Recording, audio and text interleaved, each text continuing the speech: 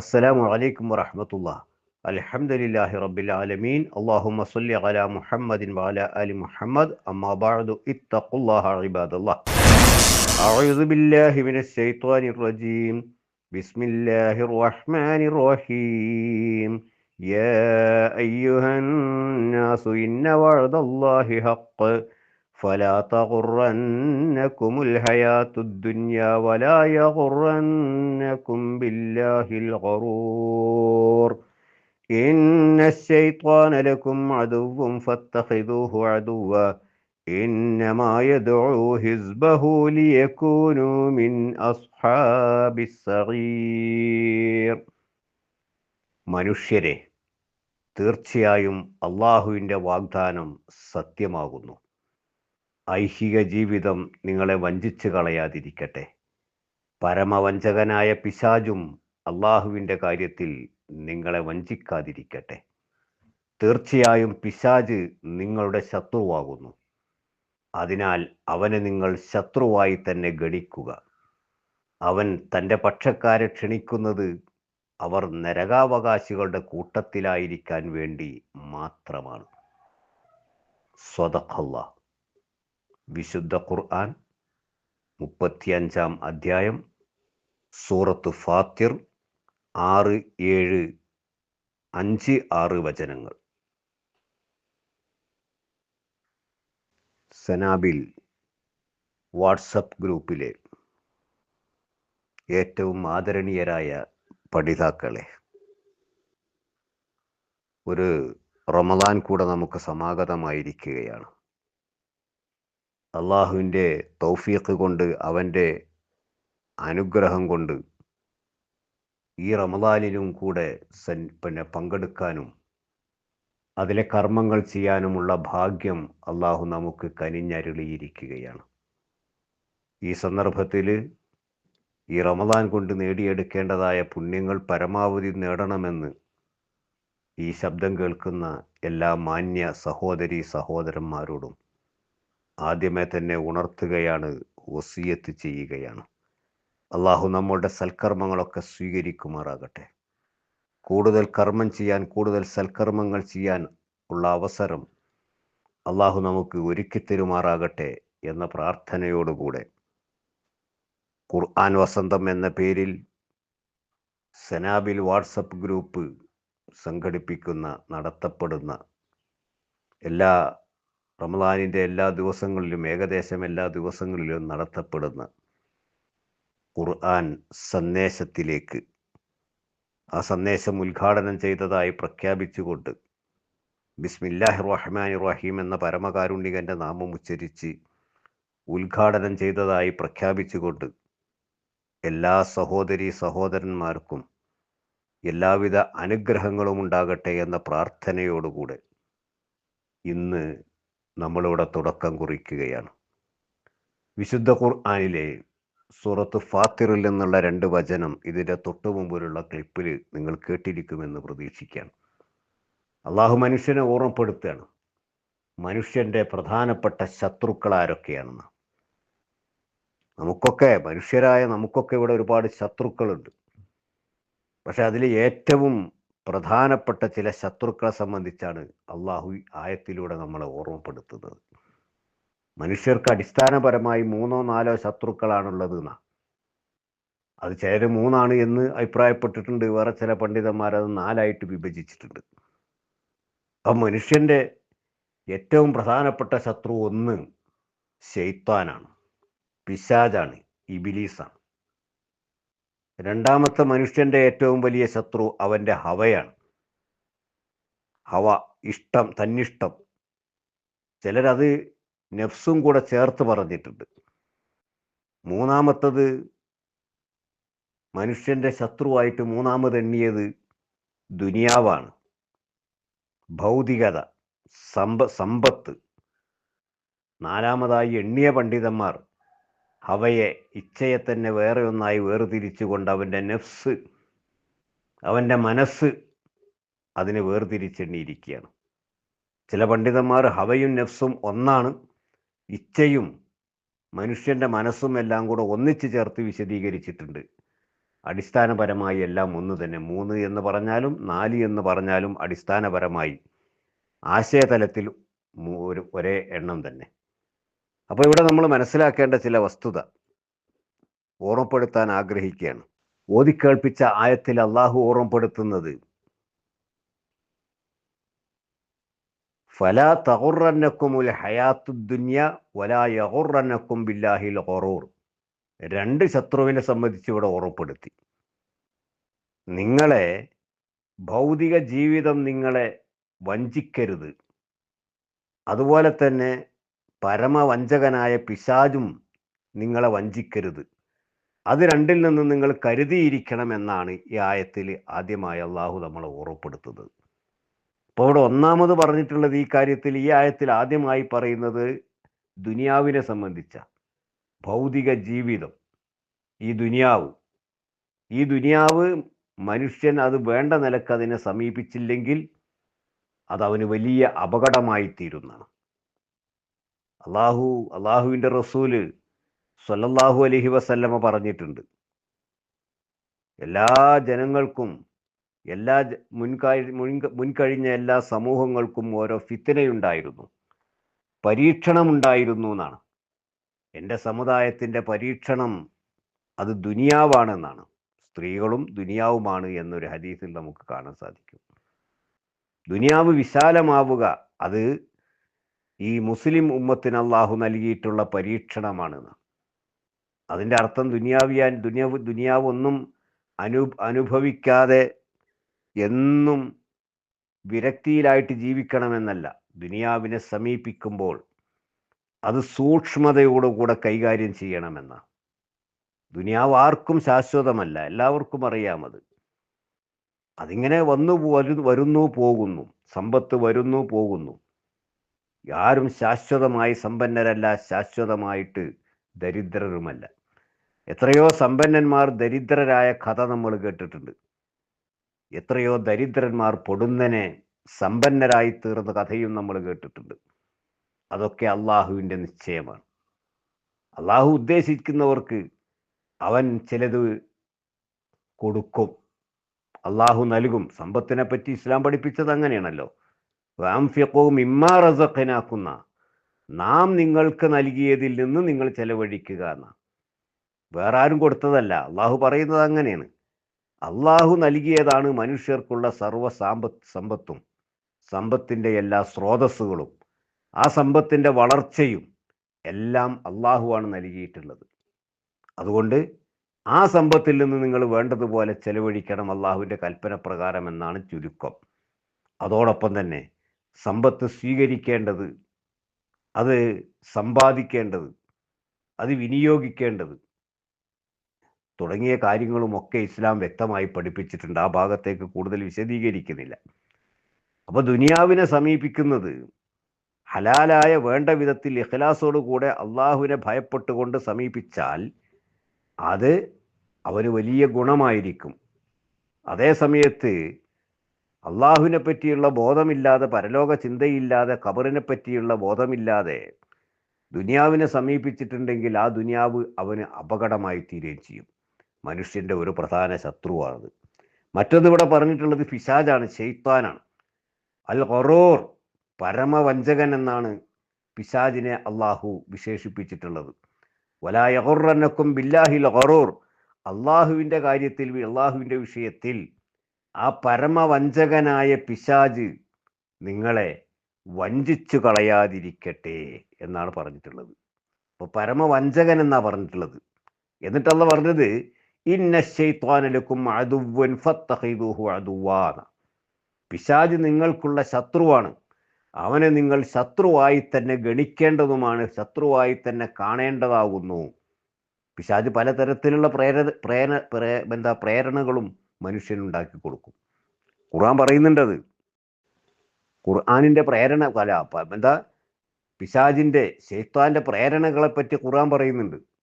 ഇന്നമാ യുരീദു ശൈത്വാനു അൻ യൂഖിഅ ബൈനകുമുൽ അദാവത വൽ ബഗ്ദാ ഫിൽ ഖംരി വൽ മൈസിരി വയസുദ്ദകും അൻ സബീലില്ലാഹി വഅനിസ് സ്വലാ. അല്ലാഹു ഓർമ്മപ്പെടുത്തുക, പിശാച് ഉദ്ദേശിക്കുന്നത് അൻ യൂഖിയ ബൈനക്കുമുൽ അദാവത വൽ ബഗ്ള, ശത്രുതയും അതുപോലെ കോപവും നിങ്ങൾക്കിടയിൽ ഉണ്ടാക്കാനാണ് പിശാചി ശ്രമിച്ചു കൊണ്ടിരിക്കുന്നത്. അത് മദ്യത്തിലും ചൂതാട്ടത്തിലുമാണ് ഇവിടെ സൂചിപ്പിച്ചതെങ്കിലും ജീവിതത്തിൻ്റെ എല്ലാ മേഖലകളിലും നിങ്ങൾക്കിടയിൽ ശത്രുത സൃഷ്ടിക്കുക, പരസ്പരം ശത്രുതയുണ്ടാക്കുക, അതുപോലെ പരസ്പരം കോപമുണ്ടാക്കുക, മറ്റുള്ളവനെ കാണുമ്പോൾ അസൂയ, മറ്റുള്ളവൻ്റെ വളർച്ച കാണുമ്പോൾ മനസ്സിലൊരു മുറുമുറുപ്പ്, എന്തെങ്കിലും നന്മ ലഭിച്ചിട്ടുണ്ടെങ്കിൽ അതിലൊരു അസഖ്യത, അതൊക്കെ ലഭിക്കേണ്ടത് എനിക്കല്ലേ എന്ന ചിന്ത, സ്ഥാനങ്ങൾ ലഭിച്ചിട്ടുണ്ടെങ്കിൽ ആരെങ്കിലും ഒരു സ്ഥാനത്തെത്തിയാൽ അതിന് പകവെച്ചിട്ട് അതൊക്കെ അവനൊക്കെ ഇപ്പോൾ ആ സ്ഥാനത്തിന് അർഹനാണോ എന്ന്, ഇത് നമ്മൾ നിത്യേന കണ്ടുകൊണ്ടിരിക്കുന്നതാണ്. രാഷ്ട്രീയ മേഖലയിലേക്ക് നമ്മൾ നോക്കിയിട്ടുണ്ടെങ്കിൽ ഇത് നിറഞ്ഞു നിൽക്കുകയാണ്. ഒരാളുടെ വളർച്ചയിൽ ഒരുപാട് ആൾക്കാർക്ക് അസ്വസ്ഥതയുണ്ടാക്കുന്ന ഒരു കാലത്താണ് നമ്മൾ ജീവിക്കുന്നത്. അള്ളാഹു ആർക്കെങ്കിലും ഏതെങ്കിലും നൽകുന്നെങ്കിൽ അത് അള്ളാഹു അവന് നൽകുന്നത് അവനെ പരീക്ഷിക്കാൻ വേണ്ടി നൽകുന്നതാണ് എന്ന് ചിന്തിക്കുന്നതിന് പകരം ഞാനല്ലേ അതിനർഹൻ, അവനെക്കാളും മുമ്പ് വന്നത് ഞാനല്ലേ എന്ന് വിചാരിച്ചുകൊണ്ട് അവനോടൊരു ശത്രുതയുണ്ടാവുകയും വൈരാഗ്യമുണ്ടാവുകയും അസൂയ ഉണ്ടാവുകയും ഒക്കെ ചെയ്യുന്ന വർത്തമാന കാലത്തല്ലേ നമ്മൾ ജീവിച്ചു കൊണ്ടിരിക്കുന്നത്. അതൊരു മദ്യത്തിൻ്റെയോ ചൂതാട്ടത്തിൻ്റെയോ മാത്രം കാര്യത്തിലല്ല. ഖുർആൻ അവിടെ പറഞ്ഞപ്പോൾ അത് മദ്യവുമായി ബന്ധപ്പെട്ട് പറയുന്ന ഒരു മേഖലയായതുകൊണ്ട് അതവിടെ സൂചിപ്പിച്ചു എന്ന് മാത്രം. പിന്നെ പടച്ചോൻ പറയാ വയസുദ്ദക്കും അൻ സബീലില്ലാഹി വാരിസ്സലാ, അള്ളാഹുവിൻ്റെ മാർഗത്തിൽ നിന്നും നമസ്കാരത്തിൽ നിന്നും പിശാചി നിങ്ങളെ തടയുകയും ചെയ്യുന്നു എന്ന്. നിങ്ങൾ ആലോചിച്ച് നോക്കി, എല്ലാത്തിനും നമുക്ക് സമയമുണ്ട്, സമയത്ത് ജമാഅത്തിൽ പങ്കെടുത്ത് നിസ്കരിക്കാൻ നമുക്ക് സമയമില്ല. നിങ്ങൾ ഓർത്ത് നോക്ക്, നമസ്കാരത്തിൽ നിന്ന് മനുഷ്യനെ തടയുന്നു എന്ന എന്തൊക്കെ വേണ്ടാത്തരോ അല്ലെങ്കിൽ ഹറാം അല്ലാത്ത കാര്യങ്ങളാണെങ്കിൽ പോലും ചെയ്യുന്ന സമയത്ത് വെറുതെ സമയം കളയുന്ന മനുഷ്യൻ കൃത്യമായി നമസ്കരിക്കാൻ അതിൻ്റെ സമയത്ത് നിർവഹിക്കുന്നതിൽ വീഴ്ച കാണിക്കുന്നു അല്ലേ? അതാ പിശാച് തടയുന്നു എന്ന് പറഞ്ഞത്. അള്ളാഹുവിൻ്റെ മാർഗത്തിൽ നിന്ന് തടയുന്നു. സത്യം എത്ര അറിഞ്ഞിട്ടും എത്ര തന്നെ കേട്ടിട്ടും അത് ഉൾക്കൊള്ളാൻ തയ്യാറാവാതെ പാരമ്പര്യത്തിൻ്റെ പേരിൽ, സംഘടനാ പക്ഷപാതത്തിൻ്റെ പേരിൽ അസത്യത്തിൽ തന്നെ കടിച്ചു തൂങ്ങി നിൽക്കുന്ന ഒരു സമൂഹത്തെ നമ്മൾ കാണുന്നത്. ഞങ്ങളുടെ കാരണവന്മാർ നരകത്തിലാണെങ്കിൽ ഞങ്ങളും നരകത്തിലായിക്കോട്ടെ എന്ന് പറയുന്ന ഒരവസ്ഥയിലേക്ക് സമൂഹം പോവുകയാണ്. സത്യം കണ്ടെത്താൻ അള്ളാഹുവിൻ്റെ മാർഗത്തിൽ നിന്ന് ആ സത്യത്തിൽ നിന്ന് പിശാച് അവനെ തടഞ്ഞു നിർത്തുകയാണ്. ഏറെ വിശദീകരിക്കേണ്ടതില്ല. പള്ളിയിൽ വന്നാൽ തന്നെ ഒരു ചെറിയ ഉദാഹരണം പറയട്ടെ, നമ്മൾ സാധാരണ കാണുന്നതാണ്. പള്ളിയിൽ വരുന്നവർ തന്നെ, നമസ്കരിക്കാൻ വരുന്നവർ തന്നെ നമസ്കാരം കഴിഞ്ഞാൽ ഉടനെ ഒന്ന് പുറത്തിറങ്ങിയിട്ട് പള്ളിയിലെ വരാന്തയിലോ മുറ്റത്തോ വെറുതെ നിൽക്കും. എന്നാൽ അവിടെ ആ സമയത്ത് പള്ളിയിൽ ദുആഉം തക്ബീറോ തഹ്ലീലോ നമസ്കാരാനന്തരമുള്ള പ്രാർത്ഥനകളോ മറ്റ് ദിക്റുകളോ ചൊല്ലി നിന്നിട്ടുണ്ടെങ്കിൽ അതൊരു പുണ്യമാണ്. ഒരാവശ്യമില്ല, വെറുതെ പുറത്തിറങ്ങി നിന്നിട്ട് മേലോട്ടും നോക്കിയിട്ട് വർത്താനം പറഞ്ഞിരിക്കും. തിടുക്കപ്പെട്ട ഒരാൾ അത്യാവശ്യത്തിന് പോവുകയാണെങ്കിൽ അത് നമുക്ക് മനസ്സിലാക്കാം. എല്ലാ പള്ളികളിലും നമുക്ക് കാണാൻ കഴിയുന്നതാണ്. ഇശാ നമസ്കാരം കഴിഞ്ഞാൽ പെട്ടെന്ന് പുറത്തിറങ്ങിയിട്ട് കുറച്ച് കുശലം പറയല. പിന്നെ അടുത്ത നമസ്കാരത്തിന് സമയമാകുമ്പോൾ, തറാവീഹിന് സമയമാകുമ്പോഴാണ് പള്ളിയിലേക്ക് രണ്ടാമത് കയറുന്നത്. ആ സമയത്ത് വെറുതെ പുറത്തിറങ്ങി നിൽക്കുന്ന സമയത്ത് ആ പള്ളിയിലിരുന്ന് അള്ളാഹുവിന് ഇബാദത്ത്, ദുആ, അള്ളാഹുവിനോടുള്ള ദിക്റ് അതൊക്കെ ചൊല്ലിയിട്ടുണ്ടെങ്കിൽ എത്ര പുണ്യം. ഇതൊക്കെയാണ് പറയുന്നത്. മനസ്സിലൊക്കെ നന്മ ചെയ്യണമെന്നുണ്ടെങ്കിൽ പോലും പിശാചിൻ്റെ പ്രേരണ കൊണ്ട് പെട്ടെന്ന് വെറുതെയെങ്കിലും അവിടെ നിന്ന് അങ്ങോട്ടേക്ക് എഴുന്നേറ്റ് വേറെ എടുക്കെങ്കിലും പോയിട്ട് വേറെ എന്തെങ്കിലും വർത്താനത്തിലാകുക. ഒരാവശ്യമില്ലാത്തൊരവസ്ഥ. എങ്ങനെയെങ്കിലും അള്ളാഹുവിൻ്റെ മതത്തിൽ നിന്ന്, നന്മ ചെയ്യുന്നതിൽ നിന്ന് മനുഷ്യനെ തടയാൻ ഏത് മാർഗേണയും പിശാച് പരിശ്രമിച്ചു കൊണ്ടിരിക്കുക. അതാണ് അള്ളാഹുവിൻ്റെ റസൂല് പറഞ്ഞത്, ശൈത്താൻ നിങ്ങളുടെ ശരീരത്തിൽ രക്തമോടുന്ന സ്ഥലത്ത് മുഴുവനും പിശാച് സഞ്ചരിച്ചു കൊണ്ടിരിക്കുന്ന, നിങ്ങളുടെ മുന്നിലും പിന്നിലും ഇടത്തും വലത്തുമൊക്കെ പിശാച് ചെകുത്താൻ നിങ്ങളെ തെറ്റിക്കാൻ വേണ്ടി സദാ ശ്രമിച്ചു കൊണ്ടിരിക്കുന്നു. കരുതിയിരിക്കണമെന്ന് ഓർമ്മപ്പെടുത്തുകയാണ്. ഈ പിശാചിന്റെ ഷെറിൽ നിന്ന് എങ്ങനെയാണ് നമുക്ക് രക്ഷപ്പെടാൻ കഴിയുക? ഒരുപാട് കാര്യങ്ങളുണ്ട് അതിന്. വ്യക്തമായ വിശ്വാസം, അള്ളാഹുവിലുള്ള അചഞ്ചലമായ വിശ്വാസം, അള്ളാഹുവിന് ഇബാദത്ത് ചെയ്യുക, ആ ഇബാദത്തിൽ ഇഖ്ലാസ്, നിഷ്കളങ്കമത നമ്മുടെ മനസ്സിലുണ്ടായിരിക്കുക. ഇഹ്സാൻ അതാണല്ലോ, അള്ളാഹുവിനെ കാണുന്ന രൂപത്തിൽ, കാണുന്നു എന്ന രൂപത്തിൽ നീ അവൻ ആരാധിക്കണം. അവൻ നിന്നെ കാണുന്നില്ലെങ്കിലും അള്ളാഹു നിന്നെ ഇങ്ങോട്ട്, നീ അവനെ കാണുന്നില്ലെങ്കിലും അള്ളാഹു നിന്നെ ഇങ്ങോട്ട് കാണുന്നുണ്ട് എന്നുള്ള ചിന്ത നിനക്ക് വേണമെന്നായി അള്ളാഹുവിൻ്റെ റസൂൽ പഠിപ്പിച്ചത്. അതാണല്ലോ ഇഹ്സാൻ. ആ നിലക്ക് നിഷ്കളങ്ക മനസ്സോടുകൂടെ അള്ളാഹുവിനെ ഇബാദത്തുകൾ അർപ്പിക്കുക, സൽക്കർമ്മങ്ങൾ ചെയ്യുക, തവക്കുലുണ്ടാവുക, എല്ലാ കാര്യങ്ങളും അള്ളാഹുവിൽ ഭരമേൽപ്പിച്ചത്. കറുത്ത പൂച്ചക്കോ കറുത്ത പട്ടിക്കോ നമ്മുടെ ജീവിതത്തിൽ അള്ളാഹു നിശ്ചയിച്ച ഒരു കാര്യത്തിനും മാറ്റം വരുത്താൻ കഴിയില്ല എന്നുള്ള വിശ്വാസം ഉണ്ടാവണം. കാക്കയുടെ കുറുകലിനോ ചെമ്പോത്തിൻ്റെ ശബ്ദത്തിനോ നമ്മുടെ ജീവിതത്തിൽ ഒരു സ്വാധീനവും ഉണ്ടാക്കാൻ കഴിയില്ല എന്നുള്ള വിശ്വാസം നമുക്ക് വേണം.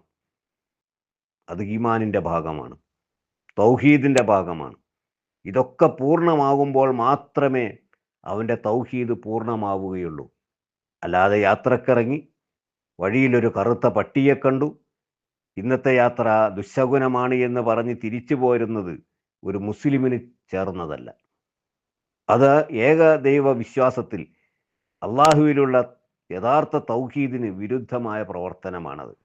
ആ നിലക്ക് എല്ലാ കാര്യങ്ങളും അള്ളാഹുവിൻ്റെ നിശ്ചയപ്രകാരം സംഭവിക്കുന്നതാണെന്നും അള്ളാഹു എനിക്ക് ഒരു അപകടം വരുത്താൻ ഉദ്ദേശിച്ചിട്ടുണ്ടെങ്കിൽ അത് വരിക തന്നെ ചെയ്യും, ആരാലും അത് തടയാൻ സാധ്യമല്ല.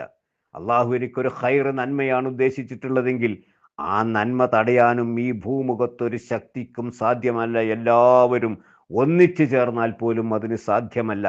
റസൂലുള്ളാഹി സ്വല്ലല്ലാഹു അലൈഹി വസല്ലമ പഠിപ്പിച്ചതാ. അതെ, തവക്കുല്, വിശ്വാസം, ദൃഢമായ വിശ്വാസത്തിൻ്റെ ലക്ഷണമാണ് തവക്കുല്. ആ തവക്കുലുണ്ടാവണം, പിശാചിൻ്റെ ഷർറിൽ നിന്ന് ഒഴിവാകാൻ കഴിയും.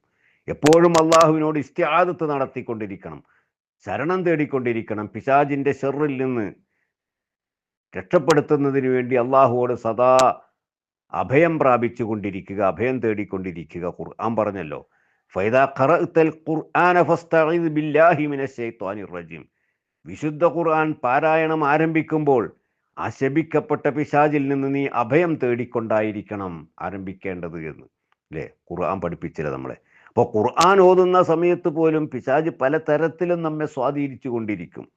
അസ്വസ്ഥത വരും, ഉറക്കം വരും, ക്ഷീണം വരും, കൊട്ടുവായ വരും, അങ്ങനെ ഓരോന്നും ഉണ്ടാവും. അവിടെയൊക്കെ അള്ളാഹുവിനോട് അഭയം തേടിക്കൊണ്ട് പിശാചിൻ്റെ ഷർറിൽ നിന്ന് രക്ഷപ്പെടാൻ അള്ളാഹുവോട് പ്രാർത്ഥിച്ചു കൊണ്ടിരിക്കുക. എന്നിട്ട് നല്ല ഊർജ്ജസ്വലതയോടുകൂടെ ഖുർആനിനെ സമീപിക്കുക, സൽക്കർമ്മങ്ങളെ സമീപിക്കുക. ഉറങ്ങിത്തൂങ്ങിയിട്ടല്ല, കണ്ണ് ചിമ്മിക്കൊണ്ടല്ല നമസ്കാരത്തിൽ നിൽക്കേണ്ടത്, കണ്ണ് ചിമ്മിയിട്ടല്ല നമസ്കാരത്തിൽ നിൽക്കേണ്ടത്.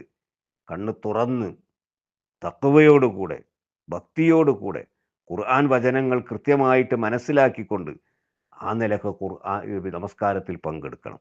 ഇവിടെയൊക്കെ പിശാചിൻ്റെ പ്രേരണയുണ്ടാവും. നമസ്കരിക്കാൻ നിന്നാൽ പോലും പിശാചിൻ്റെ പ്രേരണയുണ്ടാവുമെന്ന് റസൂലുള്ളാഹി സ്വല്ലല്ലാഹു അലൈഹി വസല്ലമ പറഞ്ഞിട്ടുണ്ട്.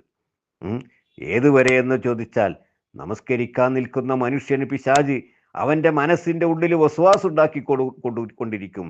നിന്റെ വുളു നഷ്ടപ്പെട്ടിട്ടുണ്ട്, നിന്റെ വുളു നഷ്ടപ്പെട്ടിട്ടുണ്ട് എന്നിങ്ങനെ പിശാച് തോന്നിപ്പിച്ചു കൊണ്ടിരിക്കും, വസ്വാസ് ഉണ്ടാക്കിക്കൊണ്ടിരിക്കുമെന്ന. ശബ്ദമോ നാറ്റമോ അനുഭവപ്പെടുന്നത് വരെ നമസ്കാരത്തിൽ നിന്ന് നീ പിരിഞ്ഞു പോകേണ്ടതില്ല എന്നാണ് ഹദീസിൽ ബാക്കി റസൂലുള്ളാഹി പഠിപ്പിച്ചത്. അങ്ങനെ അതെ, നമസ്കരിക്കുമ്പോൾ പോലും പിശാചിൻ്റെ ശല്യമുണ്ടായിക്കൊണ്ടിരിക്കുമെന്ന. രാത്രിയും പകലും ഒരുപോലെ നമ്മൾ സൂക്ഷിക്കേണ്ടതാണ്. ഏറ്റവും വലിയ ശത്രുവാണ് പിശാച്. ഇന്ന ശൈത്വാന ലക്കും അദുവ്വൻ ഫത്തഖിദൂഹു അദുവ്വ. പിശാച് നിങ്ങളുടെ ശത്രുവാണ്, അവനെ ശത്രുവായി തന്നെ നിങ്ങൾ കാണേണ്ടതാണ്. പിന്നെ പിശാചിൽ നിന്ന് രക്ഷപ്പെടാൻ വേണ്ടി വിശുദ്ധ ഖുർആന്റെ പാരായണം വീട്ടിൽ നിർവഹിച്ചു കൊണ്ടിരിക്കുക. ഹദീസിൽ കാണാൻ സാധിക്കും നമുക്ക്, സൂറത്തുൽ ബഖറ ഓതുന്ന വീട്ടിൽ നിന്ന് പിശാച് ഓടിപ്പോകുമെന്ന ഹദീസിൽ നമുക്ക് കാണാൻ സാധിക്കും. ചുരുക്കത്തിൽ പിശാചിൻ്റെ പ്രേരണ വല്ലാത്തതാണ്. തിന്മയെ നന്മയായി അവൻ തോന്നിപ്പിക്കും. പിശാചിൻ്റെ ഏറ്റവും വലിയ പ്രവർത്തനമാണ്. തിന്മയെ നന്മയായി തോന്നിപ്പിക്കും. നിങ്ങൾ ആലോചിച്ച് നോക്ക്, മനുഷ്യന്മാർ ശിർക്കിലും ബിദ്അത്തിലും അകപ്പെട്ടത് അത് നല്ലതാണ് എന്ന് വിചാരിച്ചു കൊണ്ടാ. ഒരൊറ്റ മനുഷ്യനും ശിർക്ക് അത് തെറ്റാണ് എന്ന് അറിഞ്ഞുകൊണ്ട് ശിർക്ക് ചെയ്യുന്നില്ല. ഒരു ബിദ്അത്തും അത് തെറ്റാണ് എന്ന് മനസ്സിലാക്കിക്കൊണ്ട് ഒരു ബിദ്അത്തും ചെയ്യുന്നില്ല.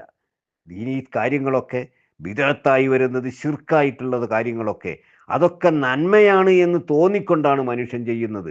അതുകൊണ്ട് തന്നെ ഒരിക്കലും മനുഷ്യൻ അതിന് പശ്ചാത്തപിക്കില്ല, തൗബ ചെയ്യില്ല. കാരണം നന്മക്ക് തൗബയില്ലല്ലോ. തിന്മയാണെന്ന് ബോധ്യപ്പെട്ടെങ്കിലല്ലേ തൗബയുണ്ടാവുകയുള്ളൂ. അതുകൊണ്ട് തന്നെ ഇത്തരം ശിർക്ക്, ബിദ്അത്ത് തുടങ്ങിയ കാര്യങ്ങളിൽ പിശാച് നല്ലതായിട്ട് തോന്നിപ്പിക്കും. സയ്യന ലഹും അഅ്മാലഹും, അവരുടെ പ്രവർത്തനങ്ങൾ അവർക്ക് അലങ്കൃതമായി നന്നാക്കി തോന്നിപ്പിച്ചു പിശാചികത. അതുകൊണ്ട് ഉള്ള അപകടം, ഒന്ന് തിന്മ ചെയ്യുകയും രണ്ടാമത്തൊന്ന് വലിയ ഏറ്റവും അതിനേക്കാളും വലിയ അപകടം അത് ആ തിന്മയിൽ നിന്ന് ഒരിക്കലും തന്നെ പശ്ചാത്തപിക്കുകയുമില്ല. വലിയ അപകടമാണത്, കരുതിയിരിക്കണം. മനുഷ്യന്റെ മറ്റു പ്രധാനപ്പെട്ട ഒരു ശത്രുവാണ് അവന്റെ ഹവ, ഇച്ഛ. ഇച്ഛ വന്നു കഴിഞ്ഞാൽ, ഒരാളെ ഇച്ഛ പിടികൂടിയാൽ, സ്വന്തം ഇച്ഛ അല്ലേ, അവനവന് തോന്നുന്നത് അതാണ് ശരി എന്നുള്ളൊരവസ്ഥ വന്നു കഴിഞ്ഞാൽ എന്തൊക്കെ ആയിരിക്കും അതിൻ്റെ അവസ്ഥ? ഇച്ഛ ഒരു മനുഷ്യനെ പിടികൂടിക്കഴിഞ്ഞാൽ അവൻ അന്ധനാകും. അവന് പിന്നെ സത്യമൊന്നും കാണില്ല, അവൻ ബധിരനാവും. സത്യമൊന്നും അവൻ കേൾക്കുകയില്ല. സത്യത്തിൻ്റെ നേരെ അവൻ കണ്ണടക്കും. എത്ര തന്നെ തെളിവുകൾ അവൻ്റെ മുമ്പിൽ വന്നു കിട്ടിയാലും അവൻ്റെ മനസ്സിൻ്റെ ഇച്ഛ മറ്റൊന്നായതുകൊണ്ട്, അവൻ്റെ താല്പര്യം മറ്റൊന്നായതുകൊണ്ട് അത് അംഗീകരിക്കാൻ സന്നദ്ധമാവില്ല. വമൻ അളല്ലു മിമ്മൻ ഇത്തബഅ ഹവാഹു ബിഗൈരി ഹുദൻ മിനല്ലാഹ്, സൂറത്ത് ഖസസിൽ നമുക്ക് കാണാൻ സാധിക്കും. ആരാണ് ഏറ്റവും കൂടുതൽ വഴിപിഴച്ചവൻ? ആരെക്കാളും? മിമ്മൻ ഇത്തബഅ ഹവാഹു, സ്വന്തം ഇച്ഛയെ പിന്തുടർന്നുകൊണ്ട് ജീവിക്കുന്നവൻ, അവനെക്കാളും വഴിപിഴച്ചവൻ മറ്റാരാണുള്ളത്? ബിഗൈരി ഹുദൻ മിനല്ലാഹ്, അല്ലാഹുവിൽ നിന്നുള്ള ഒരു നേർമാർഗവും അവന് സിദ്ധിക്കാൻ സാധിച്ചിട്ടില്ല. ആ രൂപത്തിൽ ജീവിക്കുന്ന മനുഷ്യൻ, അവനെക്കാളും വഴിപിഴച്ചവൻ ആരുണ്ട്? അള്ളാഹുവിൻ്റെ റസൂൽ പറഞ്ഞ കാര്യം നിങ്ങൾക്ക് ഏറ്റവും കൂടുതൽ ഭയപ്പെടുന്നത് അൽ ഹവാ വ തൂലുൽ അമലി എന്നൊരു ഹദീസിൽ കാണാൻ സാധിക്കും. നിങ്ങളെ ഇച്ഛ പിടികൂടുകയും അതുപോലെ കാലപ്പഴക്കം നിങ്ങൾക്ക് ബാധിക്കുകയും ചെയ്യുക എന്നതാണ് ഞാൻ നിങ്ങൾക്ക് ഭയപ്പെടുന്ന ഏറ്റവും പ്രധാനപ്പെട്ട ചില കാര്യങ്ങൾ എന്ന് റസൂലുള്ളാഹി സ്വല്ലല്ലാഹു അലൈഹി വസല്ലമ പറഞ്ഞിട്ടുണ്ട്. ദീർഘകാലം ജീവിക്കാനുള്ള ആഗ്രഹം, കൊതി, ആയുസ്സിനോട്, ജീവിതത്തിനോടുള്ള കൊതി, അടങ്ങാത്ത കൊതി, അതോടൊപ്പം തന്നെ ഇച്ഛയും, സ്വന്തം ഇച്ഛയും, അതൊരു മനുഷ്യനെ പിടികൂടിയാൽ പിന്നെ അവൻ ഏറ്റവും മോശക്കാരനായി മാറും. വേറെ ഹവ കൊണ്ടുണ്ടാകുന്ന ഒരു പ്രശ്നം, ഇച്ഛ കൊണ്ടുണ്ടാകുന്ന പ്രശ്നം മറ്റൊന്ന്, അള്ളാഹു അല്ലാത്ത മറ്റു പലതിനെയും ആരാധിക്കുന്നൊരവസ്ഥ വരും. അറബികളുടെ ഒരു സമ്പ്രദായം പറയുന്നുണ്ട്, അഫറഅയ്ത മൻ ഇത്തഖദ ഇലാഹഹു ഹവാഹു എന്ന് പറഞ്ഞ സൂറത്തു ജാസിയയിലെ 23-ാമത്തെ ആയത്തിൻ്റെ അവതരണ പശ്ചാത്തലം നമുക്ക് കാണാൻ സാധിക്കും. അറബികൾക്കിടയിൽ ഉണ്ടായിരുന്നൊരു സമ്പ്രദായം, അവരൊരു യാത്ര പോവുകയാണെങ്കിൽ ഒരു 4 കല്ല് കൊണ്ടുവരും. യാത്രയിലെ ഇടയിൽ വിശ്രമിക്കാനിരിക്കുമ്പോൾ 4 കല്ല് കൊണ്ടുവരും. എന്നിട്ട് ആ 4 കല്ലിൽ ഏറ്റവും നല്ലതാണ് എന്ന് തോന്നുന്നതിനെ അവർ നാട്ടി നിർത്തും. എന്നിട്ട് അതിനെ അവർ ആരാധിക്കും.